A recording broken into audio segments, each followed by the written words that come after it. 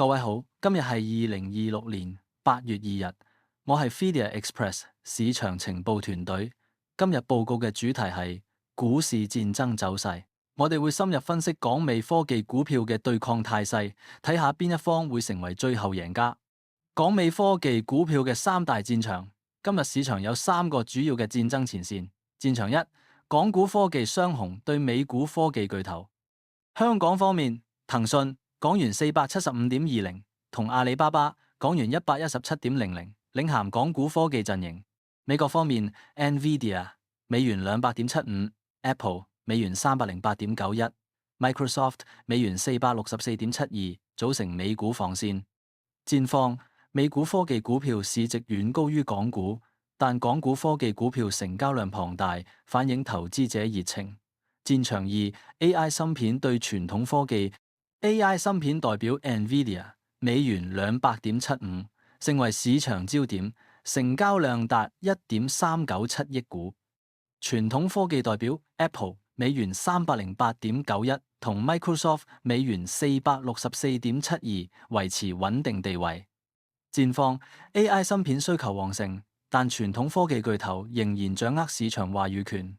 戰場三，電動車行業嘅挑戰 ，Tesla 美元311.21面臨多重壓力，成交量相對較低，3650萬股，反映市場觀望態度。電動車行業面臨競爭加劇同利潤壓縮。港股科技雙雄，騰訊對阿里巴巴，騰訊控股0700HK 收市價港元475.20，成交量3110萬股。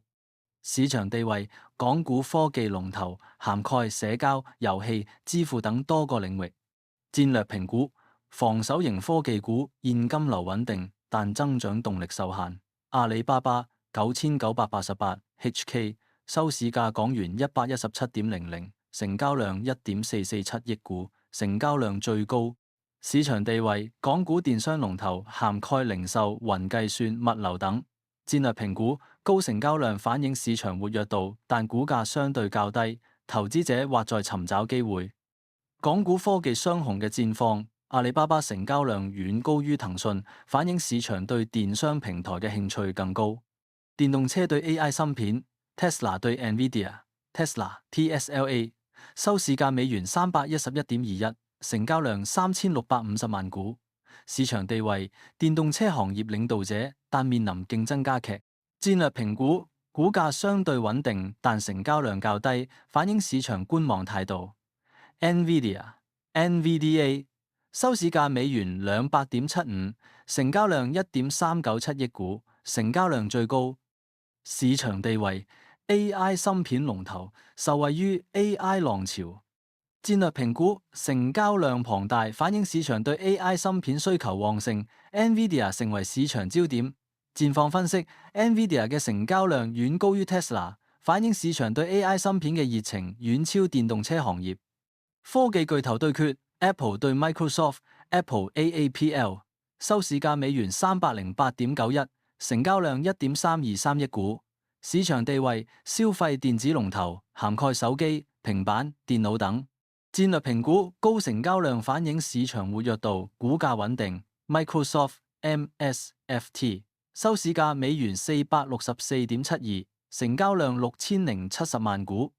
市場地位，企業軟件龍頭，涵蓋雲計算、辦公軟件等。戰略評估，股價最高，反映市場對其企業軟件業務嘅認可。戰況分析 ，Apple 成交量高於 Microsoft， 但 Microsoft 股價更高，反映兩家公司各有優勢。市場戰爭走勢總結，贏家排行榜，第一名 NVIDIA 成交量最高1.397億股 ，AI 芯片需求旺盛。第二名 Apple 成交量次高1.323億股，消費電子需求穩定。第三名 Microsoft 股價最高，美元464.72，企業軟件業務強勁。第四名阿里巴巴成交量高1.447億股，電商平台活躍。第五名騰訊港股龍頭，但成交量相對較低。輸家排行榜 Tesla 成交量最低3650萬股，電動車行業面臨挑戰，市場權力格局變化。美股科技大於港股科技，美股科技股票市值遠高於港股。AI 芯片大於傳統科技 ，NVIDIA 成交量領先，反映 AI 浪潮威力。企業軟件大於消費電子 ，Microsoft 股價高於 Apple， 電商平台大於社交媒體，阿里巴巴成交量高於騰訊。投資啟示：短期觀點 ，AI 芯片需求旺盛，NVIDIA 成交量最高，反映市場對 AI 芯片嘅熱情。消費電子需求穩定 ，Apple 成交量次高，反映消費者購買力。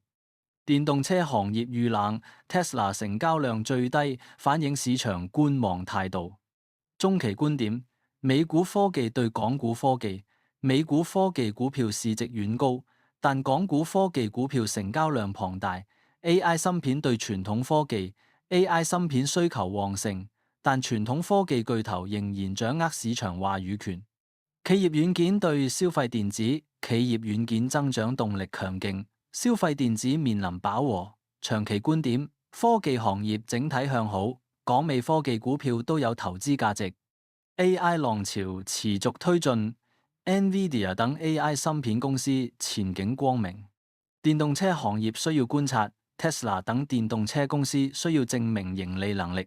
今日市場戰爭嘅贏家係 NVIDIA 同 Apple， 佢哋成交量領先，反映市場對 AI 芯片同消費電子嘅熱情。輸家係 Tesla， 成交量最低，反映市場對電動車行業嘅擔憂。港股科技股票中，阿里巴巴成交量高於騰訊，反映市場對電商平台嘅興趣更高。總體而言，美股科技股票大於港股科技股票，但港股科技股票嘅成交量龐大，反映投資者熱情不減。